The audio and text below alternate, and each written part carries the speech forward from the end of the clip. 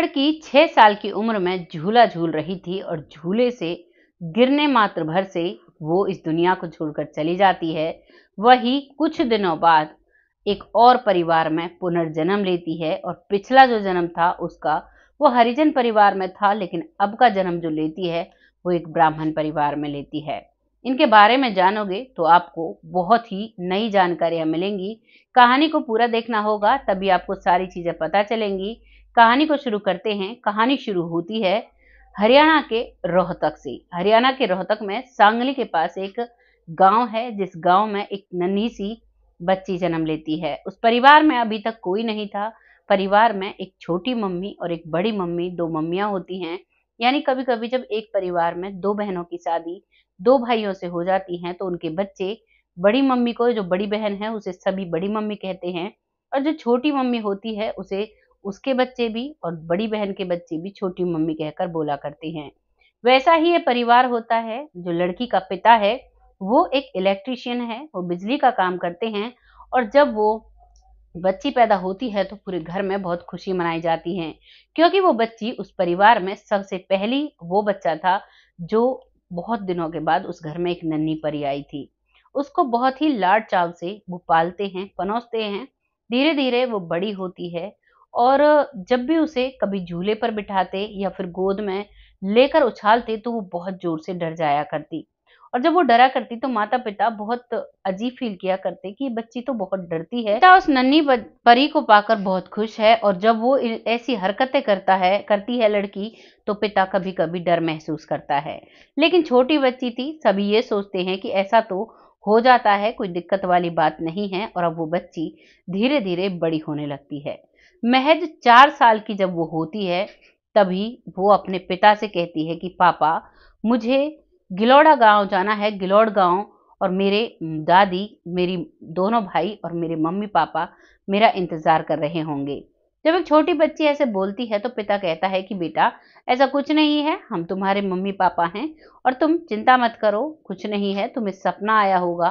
वो पिता ऐसा कहकर पहली बार में तो टाल देता है, लेकिन अब वो पिता सोच में पड़ जाता है, क्योंकि वो पिता अध्यात्म से जुड़े हुए हैं, वो इन सब चीजों पर विश्वास करने हैं। और अब उनको विश्वास होने लगता है कि मेरी बेटी जो बोल रही है वो सच है।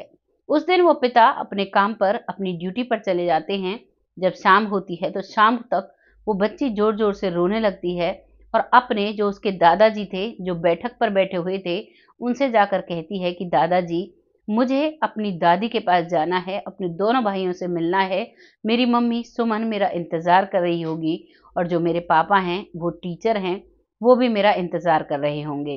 जब इस तरीके से एक बच्ची बैठक होती है गांव में, घर से बाहर चौपाल हुआ करती हैं या फिर बंगला कहते हैं उसे, या फिर एक बुजुर्गों के बैठने की जगह होती है, वहां पर बैठकर वो सभी हुक्का गुड़गुड़ा रहे थे। और वहीं पर जाकर जब एक छोटी बच्ची इस तरीके से बात करती है तो सभी विश्वास करने लगते हैं। और फिर वो बच्ची अपने दादा को घर पर ले आती है। उस दादा की माँ, यानी उस बच्ची की परदादी घर पर बैठी हुई थी, काफी बुजुर्ग थी। अब वो दादा अपनी माँ को बताता है कि ये बच्ची तो ऐसे ऐसे कह रही है, इस बच्ची का नाम जो है वो तमन्ना है, और ये इससे जब पूछा जाता तो ये अपना नाम मानसी बताया करती। मानसी जो कि इसके पिछले जन्म का नाम था, और जो तमन्ना है वो इस जन्म का नाम है। जब एक बच्चा बेटा अपनी माँ को ये बात बताता है, जो परदादी थी वो भी इस बात पर विश्वास करती है। तभी अंदर से इसकी माँ आती है, कहती है कि ठीक है, इसने पुनर्जन्म लिया होगा, आप लोगों से तो इसने आज ही बोला है, मुझसे तो कई दिनों से कह रही थी। बच्चे की बात को इतना ध्यान में नहीं लिया करते, आप रहने दीजिए। लेकिन वो बुजुर्ग लोग कहाँ मानने वाले थे। वो कहते हैं ठीक है, तुम्हारी बच्ची कहीं नहीं जाएगी, पर इसको इसके पिछले जन्म के परिवार से तो मिलाकर लाना चाहिए। वो माँ भी समझ जाती है कि कोई दिक्कत नहीं है। जो उनके ससुर थे और जो उनकी दादी सास थी, उन्होंने कह दिया था कि तुम्हें चिंता करने की जरूरत नहीं है। अब माँ घर पर रहती है और वो दादी, परदादी और उसका दादा एक टेम्पो में बैठकर और एक दो बुजुर्ग और गांव के लेकर और उस छोटी बच्ची को लेकर उस गांव में जाते हैं। जब गिलौड़ गांव में वो पहुंचते हैं तो उसका जो चौराहा था वहीं पर उसे छोड़ दिया जाता है, और वहां से खुद जाकर वो अपने घर को ढूंढती है। वो कहती है कि यहाँ पर तो नीम का पेड़ था, जिस झूले से मैं गिरी थी वो नीम का पेड़ था, वो कहाँ गया। अब तक उसके घर वाले कोई दिखाई नहीं दिए थे, लेकिन जैसे ही थोड़ा अंदर जाती है तो उसकी माँ और शाम का वक्त था, उसके पिता भी आ चुके थे। पिता भी होते हैं तो वो जाकर अपने पिता से चिपक जाती है और कहती है, पापा कैसे हो? पापा भी असमंजस भरी निगाहों से देखता है, लेकिन जब उसके दादा दादी बताते हैं कि ये बच्ची आपका नाम लेती है, आपके परिवार का बहुत याद करती है, बार बार इस गांव का नाम लेती है, ये बता रही थी कि आपके आंगन में कोई नीम का पेड़ था, तो वो पिता कहता है कि हाँ, मेरी बेटी उस पर झूला झूला करती थी और जब से मेरी बेटी उससे गिरी तो मैंने उस नीम के पेड़ को कटवा दिया। लेकिन इस बच्ची को ये बातें कैसे पता? तो वो कहते हैं कि आप अब भी नहीं समझे, इस बच्ची का हमारे घर में पुनर्जन्म हुआ है। इस बात को सुनकर वो अपनी बेटी को कस के गले लगा लेते हैं और जो उसके दोनों भाई हैं वो भी बाहर से आ जाते हैं। वो दौड़कर भाइयों के पास जाती है और कहती है, भाई कैसे हो? वो भाई नहीं पहचान पाते हैं, वो चुप हो जाते हैं क्योंकि वो भी अभी इतने ज्यादा बड़े नहीं हुए थे। वो भी देखते हैं और वो भी चुप हो जाते हैं। इधर उसकी दादी सारा माहौल देखकर समझ जाती है और वो आकर अपनी बच्ची को गले लगाती है। कहती है, मानसी तू कैसी है, तुम्हें हमारी याद नहीं आई? तभी मानसी कहती है कि मैं ही तो इन सबको लेकर आई हूँ, आप ही को मेरी याद नहीं आई? मैं कब से आप सबका इंतजार कर रही थी, लेकिन आप लोग मुझे लेने नहीं आए।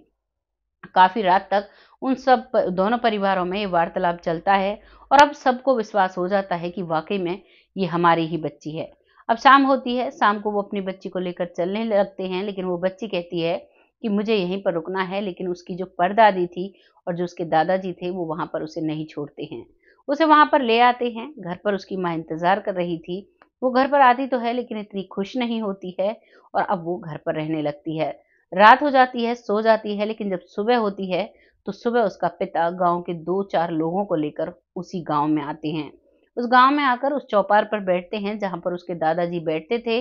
वहां पर जब उन्हें बैठा देख वो भी वहां पर बैठ जाते हैं और अब उस लड़की को बुलवाया जाता है, यानी कि तमन्ना उर्फ मानसी। अब वो आती है और आकर वो उन चारों लोगों से डर जाती है क्योंकि उनमें एक उसका पिता था, लेकिन 3 लोग पड़ोसी थे जिनको वो नहीं पहचान पाती है। वो उनकी तरफ नहीं जाती है। उसका इस जन्म का पिता कहता है कि बेटा देखो, कौन है तुम्हारे पापा, कौन से हैं? तो वो उंगली कर कर बताती है और अपने इस जन्म के पिता को ही लिपटी रहती है। वो अपने उन जो 4 लोग थे उनसे थोड़ी डर जाती है। फिर उसका पिता आगे आता है और पिता उसे गोद में उठाता है तो वो खुश हो जाती है। ये माहौल रहता है और अब उसके बाद उस घर पर जो पत्रकार हैं उनका तांता लग जाता है। सभी लोग इस न्यूज़ को बनाने लगते हैं। सभी लोग अपने-अपने चैनल्स पर डालते हैं, अपने-अपने अखबार में निकालते हैं और जो गाँव है, गिलोड़ गाँव, उस गाँव के सभी लोगों को पता चल जाता है कि हमारी मानसी का जन्म उस परिवार में हुआ है। अब सभी लोग मिलने आते हैं, इधर के उधर, उधर के इधर जाते हैं, लेकिन अब जैसे-जैसे धीरे-धीरे वक़्त निकलता है, तो जो तमन्ना उर्फ मानसी है, वो धीरे-धीरे अपने पिछले जन्म को भूलने लगती है। आज वो लड़की 16 वर्ष की है और वो अब ज़्यादातर सारी बातें भूल चुकी है। उसे लोगों से पता चलता है कि वो पिछला जन्म उसे याद था, उसने कुछ बताया भी था, लेकिन अब वो सब कुछ भूल चुकी है। अब वो अपनी इस दुनिया में मस्त है, बहुत अच्छे से जीती है। 9th क्लास में वो पढ़ रही है। 9th क्लास में मॉडल स्कूल सांगली में वो पढ़ती है और उसे उसकी जो टीचर है वो भी बहुत प्यार करती है, बहुत ही सिंपल रहती है, बहुत कम खाती है और बहुत ही प्यार से परिवार के साथ रहती है। आजकल के बच्चों के जो चोचले होते हैं वो उस बच्ची में बिल्कुल नहीं है। वो बहुत अच्छे से रहती है, उसकी माँ उसे बहुत प्यार करती है और उसके इस जन्म के जो पिता हैं, जो इलेक्ट्रीशियन हैं, वो भी बेहद प्यार करते हैं। अपनी बच्ची को सर आँखों पर रखते हैं और कहते हैं कि ये बच्ची जब से हमारे जीवन में आई है, हमारा इसने भाग्य बदल कर रख दिया। वो बताते हैं जब ये छोटी थी तो पहले ही बातों को बता दिया करती। जब इसकी माँ के गर्भ में बच्चा था और इसकी बड़ी मम्मी के गर्भ में बच्चा था, तो सब पूछते थे क्या होगा? तो वो कहती थी जय होगा। अपनी मम्मी के लिए बोलती थी इन्हें जय होगा और बड़ी मम्मी के लिए जब पूछते थे तो कहती थी 1 साल बाद होगा। और वो गर्भवती थी। इत्तेफाक की बात ये होती है कि कुछ दिनों बाद वो बच्चा इस दुनिया में नहीं रहता है। जो उसकी बड़ी मम्मी है, उसका जो बच्चा है वो टाइम से पहले ही इस दुनिया से चला जाता है और वो माँ नहीं बन पाती है। उसके करीबन 1 साल बाद वो माँ बनती है और जो इसकी मम्मी है उसे बेटा होता है, उसका नाम जय रखा जाता है। ऐसे करके ये पहले जब छोटी थी कई बातों को बता दिया करती और बहुत अच्छे से अपनी ज़िंदगी में खुश रहा करती। आज भी इसके पिता इसे बहुत भाग्यशाली मानते हैं और बहुत सर आँखों पर रखते हैं। आपको इस कहानी को सुनकर कैसा लगा है, अपनी राय कमेंट बॉक्स में लिखिएगा, लोगों के साथ शेयर करिएगा, उस अनुभव को हमारे साथ ज़रूर शेयर करिएगा। और वीडियो पसंद आए तो इसको लाइक करिएगा और इस वीडियो को शेयर भी ज़रूर करिएगा। अगर आप एक शेयर करते हो तो हमें बहुत मोटिवेशन मिलता है और आप जब कमेंट लिखते हो तो उससे और भी अच्छा लगता है। जब हम आपके कमेंट्स को पढ़ते हैं तो एक भावनात्मक रूप से हम आप लोगों से जुड़ते हैं, हमारा एक परिवार बनता हुआ आ रहा है और ऐसा लगता है जब मैं कमेंट्स को पढ़ती हूँ कि मैं अपने परिवार के साथ बात कर रही हूँ। आपको जो भी लगे वो लिखिएगा ज़रूर। बहुत जल्द ऐसी ही किसी सच्ची और अच्छी स्टोरी के साथ आती हूँ। तब तक आप सब खुश रहें, आबाद रहें। और अब वक्त आता है उन लोगों का जो लोग हमें भरपूर सपोर्ट करते हैं, जिनमें सबसे पहला नाम आता है लखविंदर सिंह, जो बहुत अच्छे से सपोर्ट करते हैं। हर वीडियो पर इनका कमेंट होता है। अपना प्यार, अपना सपोर्ट ऐसे ही हमारे साथ बनाए रखें, जिससे कि हम आगे बढ़ते रहें। अगला नाम आता है सुकन जैन जी, जो बहुत अच्छे से सपोर्ट करते हैं। आपका तहे दिल से धन्यवाद। ऐसे ही हमें सपोर्ट करते रहे, जिससे कि हम आगे बढ़ते रहें। अगला नाम आता है तिरछी बात चैनल, जो कि हमें बहुत सपोर्ट करता है। आप सबके आशीर्वाद से हम ऐसे ही आगे बढ़ते रहेंगे, ऐसे ही हमें सपोर्ट करते रहें। अगला नाम आता है पारस जाखड़, जो एक चैनल है जो बहुत अच्छे से सपोर्ट करते हैं।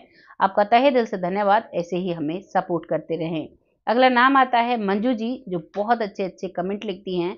इनके कमेंट को पढ़कर एक अलग ही एक मन में फीलिंग्स आती हैं, बहुत अच्छा लगता है। ऐसा लगता है हमारी बहन है जिनसे हम वार्तालाप कर रहे हैं।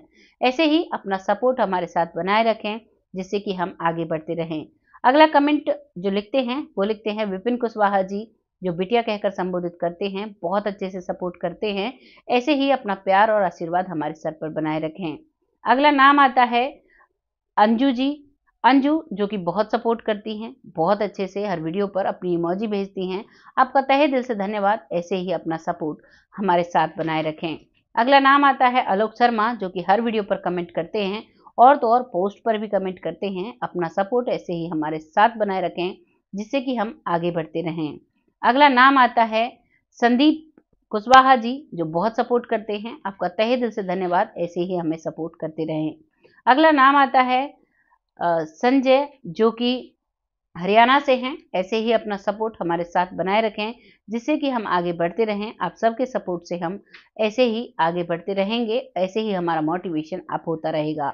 जिनके नाम रह गए हैं अगली वीडियो में उनका नाम ज़रूर लिया जाएगा। अपना प्यार और आशीर्वाद हमारे साथ ऐसे ही बनाए रखें और अपने इस यूट्यूब परिवार को ऐसे ही आगे बढ़ाते रहें। तब तक के लिए जय हिंद, जय भारत।